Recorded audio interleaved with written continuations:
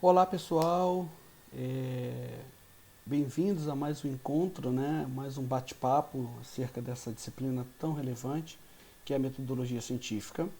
A gente, desde a aula passada, a gente está abarcando a estrutura, né, de artigos científicos, artigos acadêmicos, para quem deseja se inserir nesse campo, né, de pesquisa, apresentando trabalhos acadêmicos em revistas, em jornais, em periódicos. É bem interessante. Deixa eu só falar uma coisa para vocês que é bem importante. Todas as vezes que a gente for pesquisar, pessoal, for fazer alguma pesquisa para algum trabalho da graduação, algum trabalho acadêmico, procure em sites importantes. Hoje essa coisa da fake news ela está sendo tão clara, né? Sobretudo a gente vê aí notícias falaciosas. Isso também acontece no meio científico, tá? Infelizmente. Então é importante você pesquisar em sites de universidades públicas. A gente tem dentro do domínio público, né, que é um site vinculado ao Ministério da Educação, que, que trabalha e trata, né, de teses e dissertações, né, teses de doutorado e dissertações de mestrado. Então, assim, os arquivos da Cielo é uma plataforma também de artigos científicos. Então, assim, o que eu quero dizer? Antes de você simplesmente por colocar, né? Vou procurar aqui, achei isso aqui no blog, eu achei isso aqui num canal de YouTube. Antes de você fazer isso, de colocar, é importante, é imprescindível você verificar a fonte. De onde é isso? Baseado em que artigo acadêmico? Quem é que está produzindo esse conhecimento? De onde vem? Qual é a universidade? Isso é muito importante, gente. Eu já vi pessoas boas terem seus livros, por exemplo, recolhidos, pessoas boas perderem o título de doutorado porque plagiaram, enfim. Então daí a importância da gente saber de onde a gente está tirando as informações, ok? Bem, dito isto, a gente então vai dar prosseguimento aqui à ideia, então, a estrutura de artigos científicos, pensando, sobretudo, na questão, nós, na aula anterior, nós vimos os elementos pré-textuais e os elementos textuais, né? O que está antes da introdução, do desenvolvimento, da conclusão, e hoje a gente vai ver o que está depois, que são os elementos pós-textuais, tá bom? Então, prosseguindo aqui, vamos lá. Elementos pós-textuais. Eu vou abarcar aqui agora uma temática que é muito importante e eu estou falando isso para vocês, né? Tô, tô, eu estou tratando desse assunto com vocês e também isso está me chamando a atenção, né? Eu fiz já alguns cursos, tive a oportunidade de apresentar trabalhos fora do Brasil. Então, pessoal, a língua inglesa é fundamental. É importante você ter uma segunda língua. Se você deseja crescer, eu arrisco a dizer que entre você terminando a tua graduação, entre você fazer uma pós-graduação ou enveredar por um curso de extensão, talvez seja muito interessante você pensar numa outra língua, no inglês, no espanhol, no francês, tá bom? E é o que a gente vai abarcar agora nesse primeiro momento. Então, quando a gente pensa no artigo científico,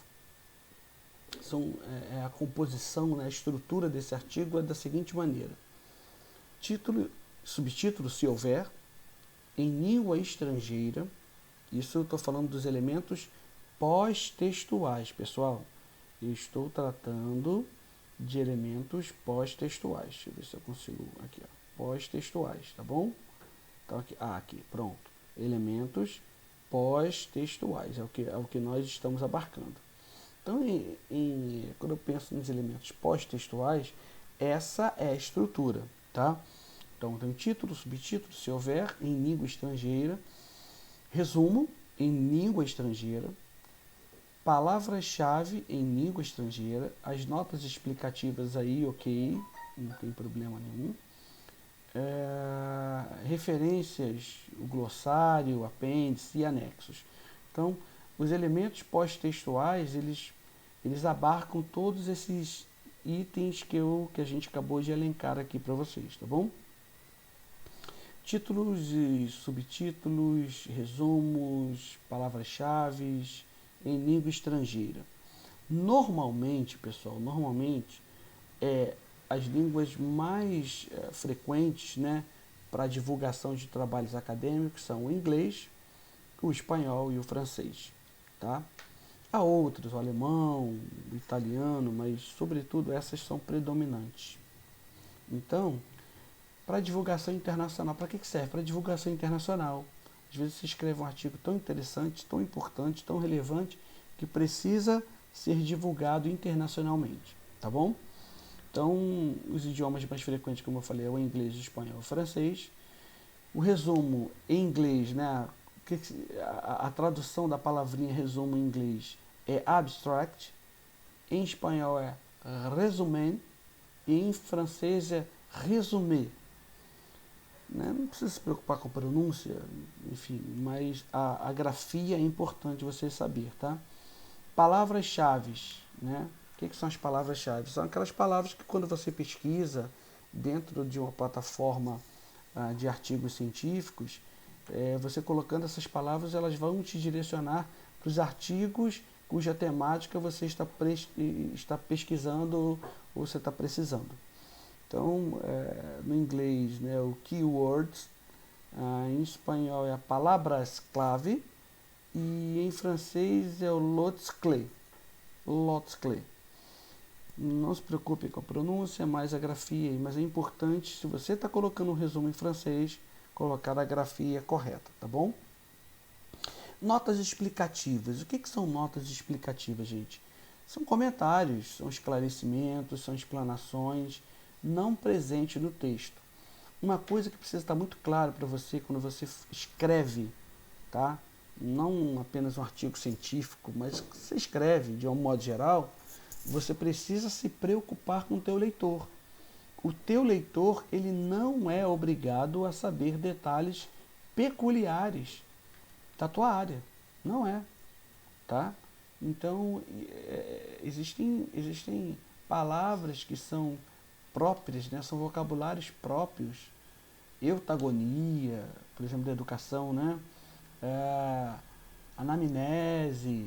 Então, se você está escrevendo para um público leigo, é importante, é interessante, gente, colocar no finalzinho notas explicativas, dizendo o que significa aqueles termos, ou melhor, determinados conceitos mesmo, não apenas palavras, tá? Mas determinadas pressuposições ou determinadas abordagens que a gente faz no nosso artigo científico, é importante explicar. Às vezes eu percebo que as pessoas escrevendo, elas saem colocando. Eu me lembro, uma vez avaliando numa banca um professor, ele foi muito bem, colocou todos os detalhes, mas ele não colocou de onde ele tirou né, as informações dele. Foi muito bem, mas ele não sabe. Eu perguntei, olha, tá, você tirou isso da onde? Qual é a fonte? Qual é o livro? Qual é o artigo científico? Qual é a revista científica? Então, assim, eu vejo às vezes as pessoas colocando só as coisas sem detalhar. Então, quando você for fazer um artigo científico, fazer o teu trabalho acadêmico na graduação, e você colocou determinada concepção no seu pensamento que está correto, é importante você colocar numa nota explicativa as pessoas que pensam diferente, os doutrinadores que pensam diferente, ou as doutrinas que são diferentes, ok? Então, uma nota para cada item a ser elucidado, claro, senão fica confuso. E essas notas, né, normalmente são notas de rodapé, aparece lá no finalzinho, são indicadas por números arábicos, ok? Bem, referências e glossário. A referência está lá na NBR, na questão da própria ABNT, que eu já falei isso para vocês. As referências devem seguir as normas da ABNT, NBR 6023. Eu coloquei isso na plataforma para vocês. Entre elas estão coisas importantes. O espaçamento entre linhas, né, ele é simples. O formato, né, do tamanho da fonte é 12. E o alinhamento é sempre à esquerda. Vocês vão perceber que às vezes você vai escrever um artigo científico para uma determinada revista, um periódico, e por vezes essas regras elas podem ser um pouquinho modificadas. Não é que vão modificar tudo, mas às vezes muda um pouquinho, tá? Então é importante você ter isso em mente, tá? Então quando você for escrever o teu artigo e enviar, veja as normas para a publicação do teu artigo. O que a revista pede? Normalmente eles enviam, olha, ou então tá no próprio site, ou no edital, enfim, descrevendo como é que você deve colocar a forma do teu artigo, né? O glossário, gente, o que é o glossário? Ele nada mais é do que uma lista em ordem alfabética de palavras, expressões técnicas, aquilo que eu falei, né? Aí vai até para o glossário, as notas explicativas seriam mais para um pensamento, mas também cabe, não tem problema nenhum não. Mas sendo bem formal, no sentido de cumprir a norma, cumprir a forma, palavras técnicas é importante você colocar no glossário. Então, por exemplo, para quem é militar, né, colocar os postos, tenente-coronel, capitão de fragata, major, capitão de corveta, as pessoas não sabem o que é isso. Então é interessante você colocar. Por exemplo, correspondência, o que cada um corresponde, os termos que eu coloquei, né, da própria educação, tá? O que é paidós? O leitor não é obrigado a saber disso, tá? Então você vai lá e coloca lá atrás. Então colocado, então é elencado, né, é disponibilizado em ordem alfabética as expressões técnicas de uso que são restritos à área ou no sentido obscuro, utilizados no texto, acompanhados de respectivas definições. Então, às vezes, tem uma palavra que ela tem vários sentidos, mas você quer usá-la num sentido específico, coloca isso num glossário. Uma palavra, às vezes, que é muito complicada, ideologia, por exemplo, ou você falar questões polêmicas, né? Questões que envolvem polêmicas, é sempre importante você definir o que você está dizendo. Olha, eu estou trabalhando esta palavra neste sentido. Aí você bota vide glossário. Pronto. Ok? Bem, os apêndices, né, e anexos, pode ser apêndice ou anexo só. O apêndice, o que ele é o apêndice? É um texto ou um documento elaborado pelo autor, para quem está escrevendo, então você que está escrevendo, a fim de, qual o propósito? De complementar a argumentação, sem prejuízo da unidade nuclear do trabalho.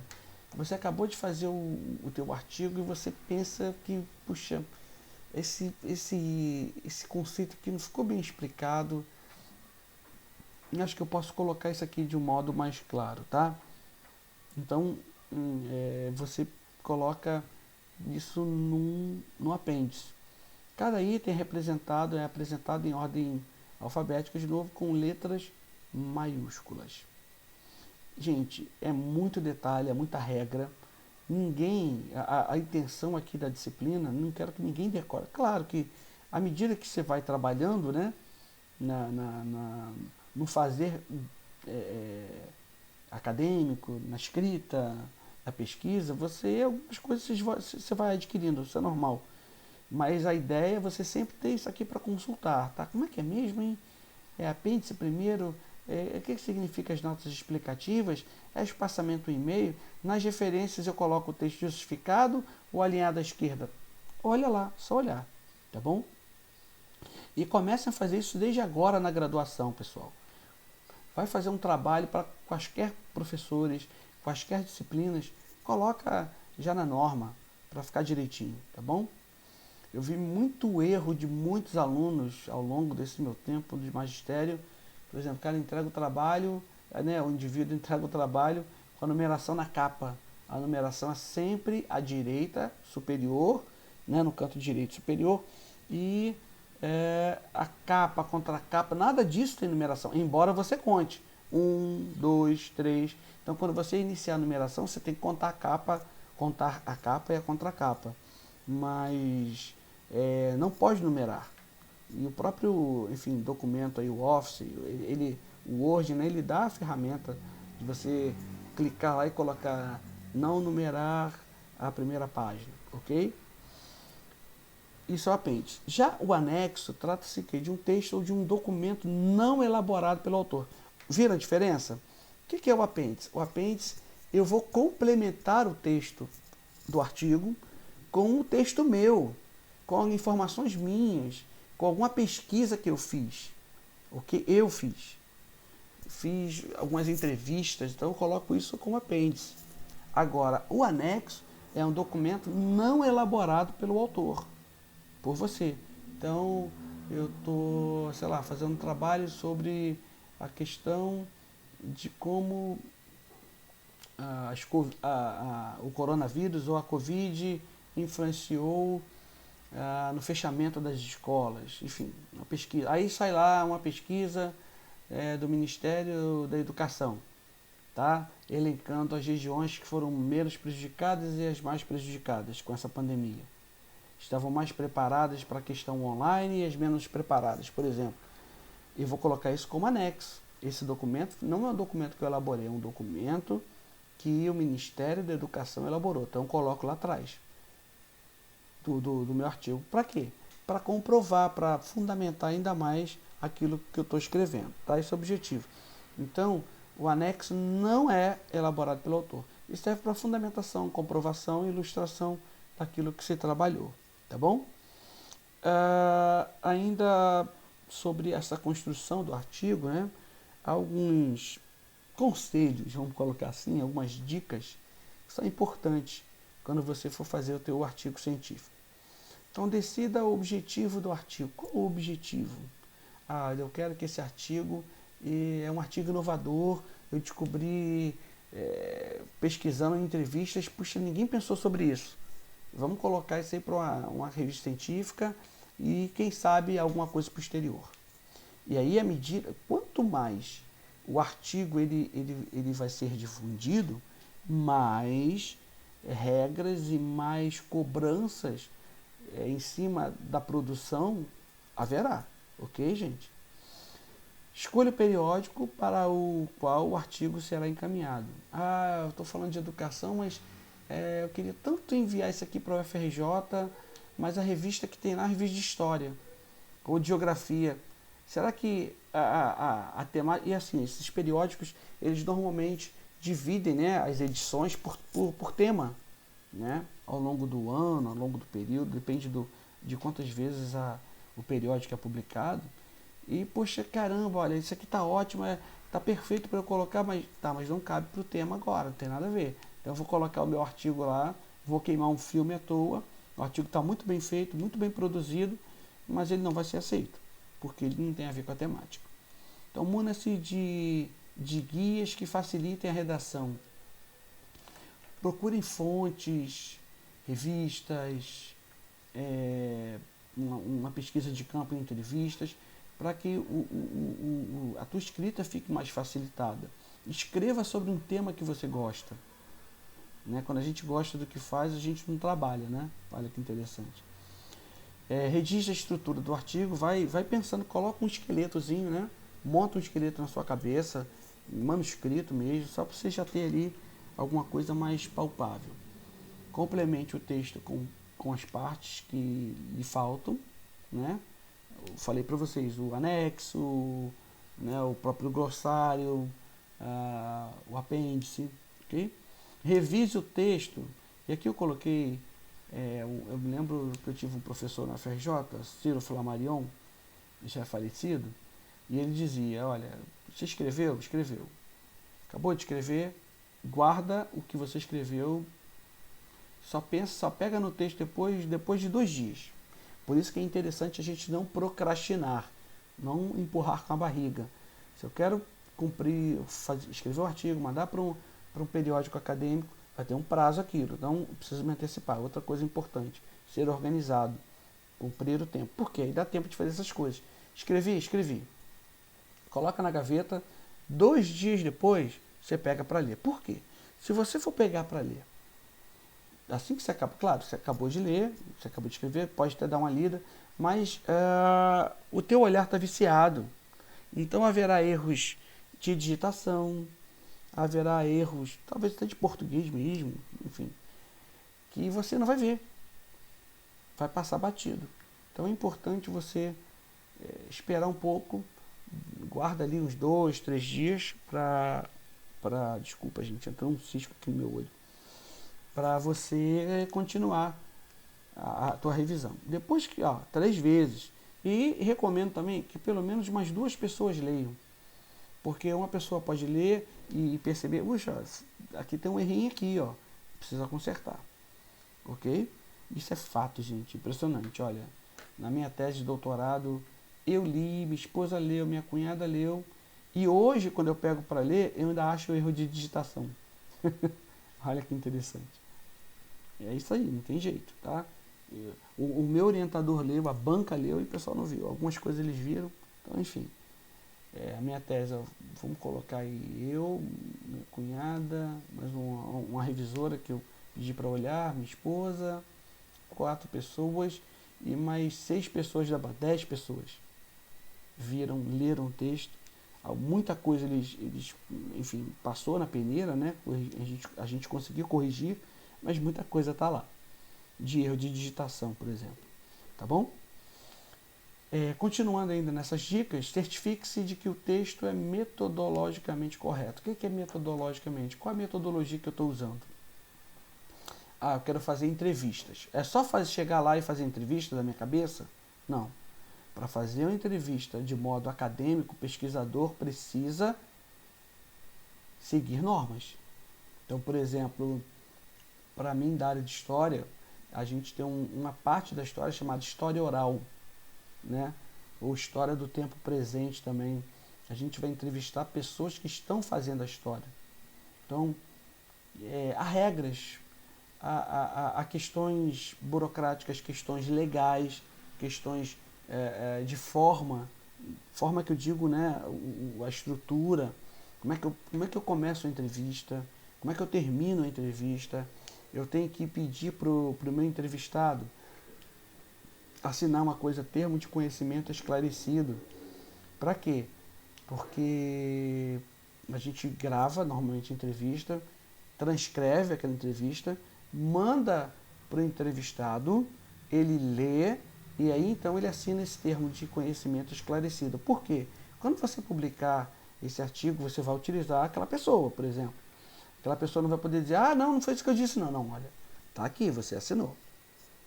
Tá? Eu já vi muita gente perder título, ter problema na justiça por causa disso. Ok? Então, a metodologia é fundamental. Verifique se há falhas de redação, já falei isso aqui. Submeta o artigo para publicação. Vamos lá. E aí, ao submeter, gente, entenda uma coisa. Toda revista ele tem um corpo de editores ou editor e um corpo de revisores. Eu, particularmente, já fiz parte de revisor, né, de pelo menos 3 revistas acadêmicas.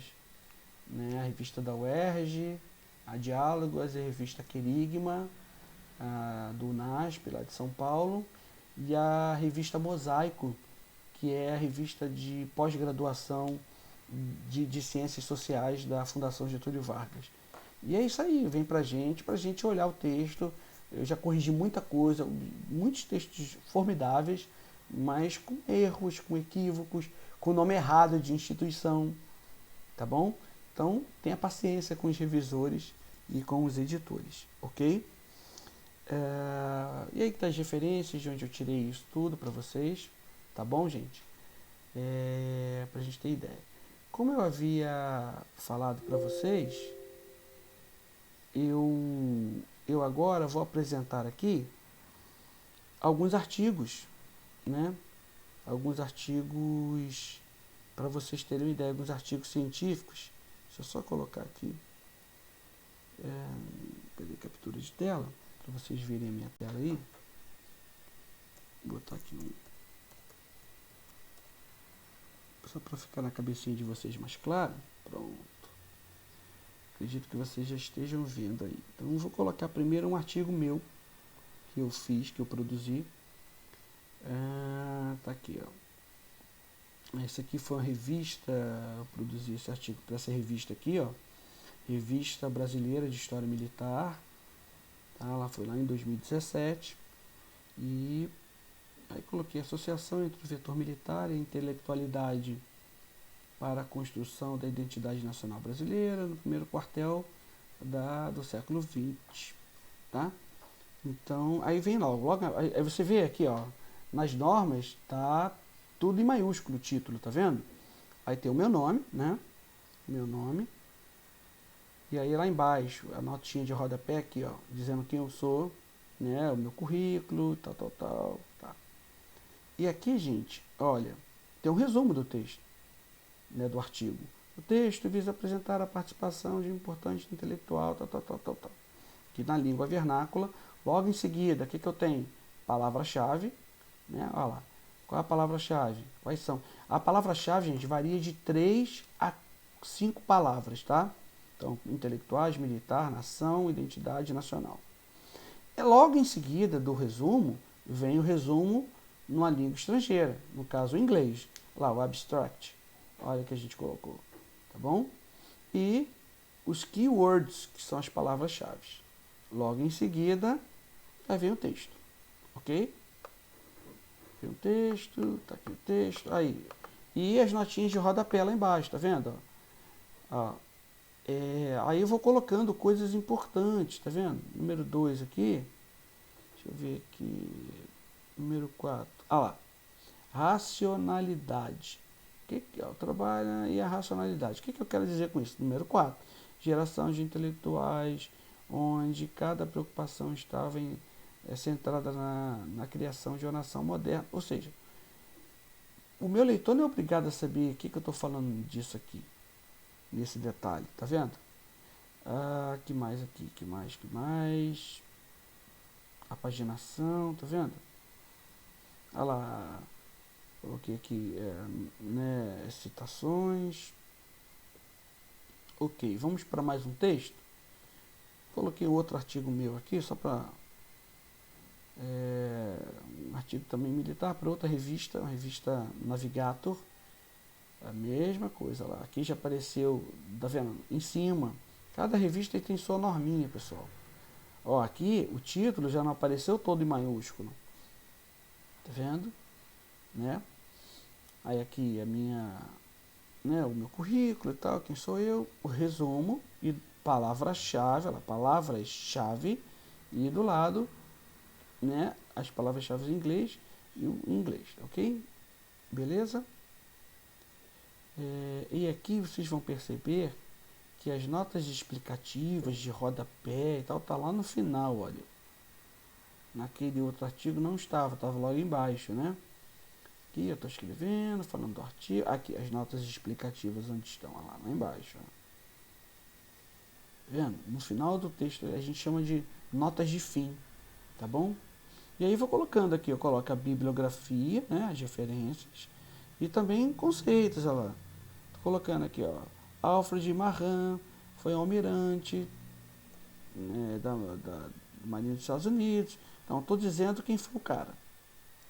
Eu estou explicando, dando detalhes, tá bom? Aqui um outro artigo que trata especificamente da questão escolar aqui, ó, desenvolvimento escolar, tá, família, escola, aí um tema mais atinente a nós, né? Da área da educação, a importância dessa relação, família e escola.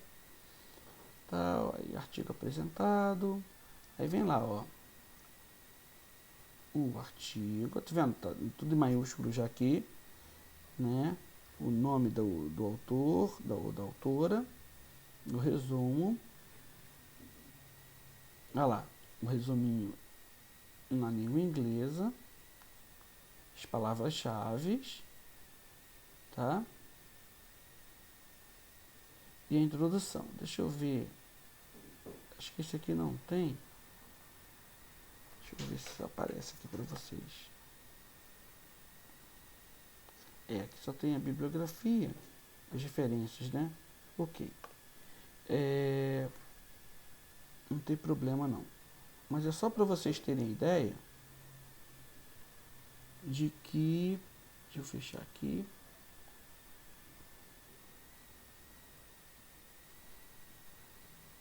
Vou aparecer para vocês.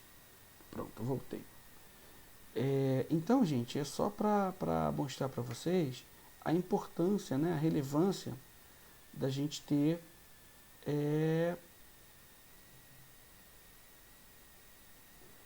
saber de onde a gente está tirando as coisas, tá, pessoal? Isso é muito importante. Isso é, gente, é fundamental. Vou aparecer aqui de novo para vocês, pronto. Ficar bonitinho. Então, olha como é que é fundamental a gente saber de onde a gente está tirando as coisas. Então, a gente trabalhou nessas duas aulas a construção e a estrutura de artigos científicos. São questões práticas, a gente tem que praticar, tem que fazer, tem que, poxa, se esmerar. Quando você for fazer o teu... Eu me lembro, no meu mestrado, eu fui fazer um trabalho, né, de disciplina para uma das professoras muito famosas no Brasil. Ela aparece em vários documentários, tem milhões de livros aí publicados. E o trabalho dela, gente, me exigiu muito, vocês não têm ideia. Eu me lembro que foi um trabalho hercúleo, foi muito cansativo. Mas como valeu a pena, como eu agradeci ela depois, porque quando eu fui fazer a dissertação, escrever, né, a dissertação de mestrado, muita coisa eu já tinha aprendido, já tinha visto fazendo aquele trabalho. Então, esmere-se em fazer o melhor.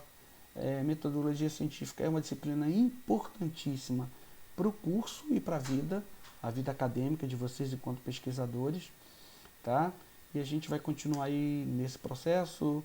Próxima aula a gente vai trabalhar um pouquinho mais de teoria, então não tanto a prática como a gente viu nessas aulas agora, tá bom? E um ótimo dia para vocês.